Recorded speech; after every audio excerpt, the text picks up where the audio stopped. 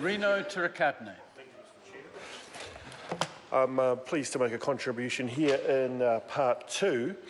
And so I want to just pick up on the points that Mr. O'Rourke made in relation to clause 11, 1A and 1B.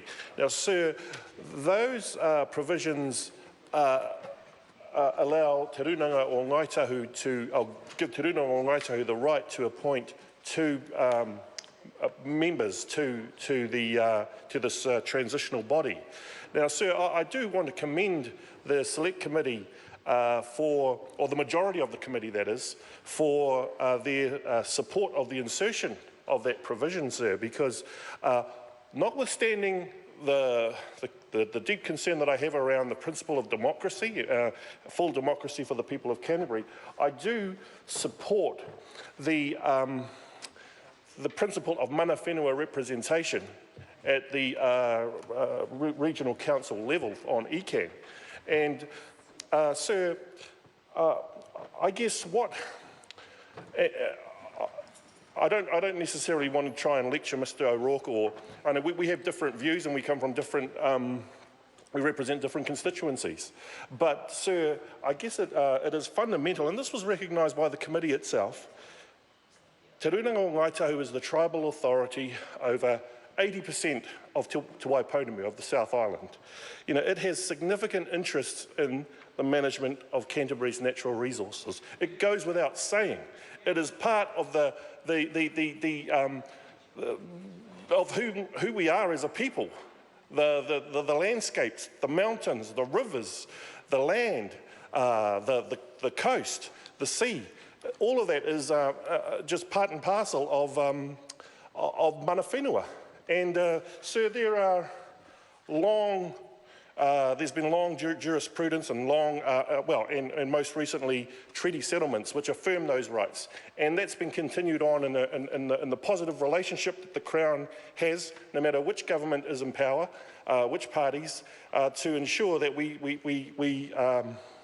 we promote and we support those treaty relationships. So I do support the insertion of those provisions. But my question, I guess, sir, is where to after 3 years?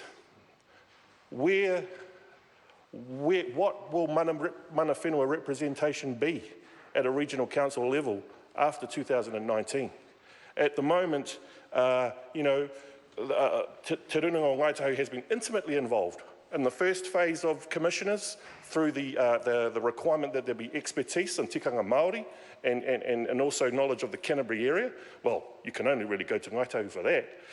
And that's been reaffirmed in the provisions in subsection 11, which I've been referring to.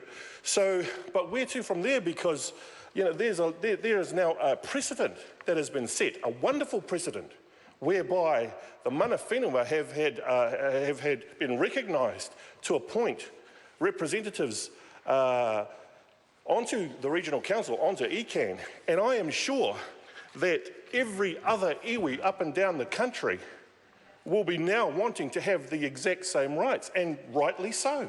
Rightly so, if it's good enough for Ngaitahu to be able to appoint two out of a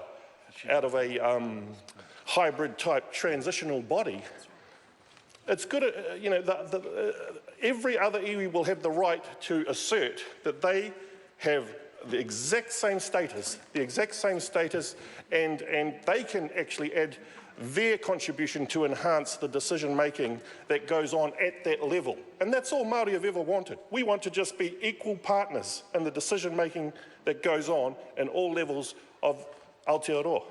And so, sir, this provision does that to an extent, but it sets a very, very strong precedent for every other iwi and every other regional council across the country as to what can happen. And we've seen this in the recognition for Te Runanga o Ngaitahu through similar, like the Sarah legislation and the legislation which we just passed last week to regenerate Christchurch as well. And so it's been carried on it has carried on into... Sir, I just want to finish my point, sir. Nuk Karakos.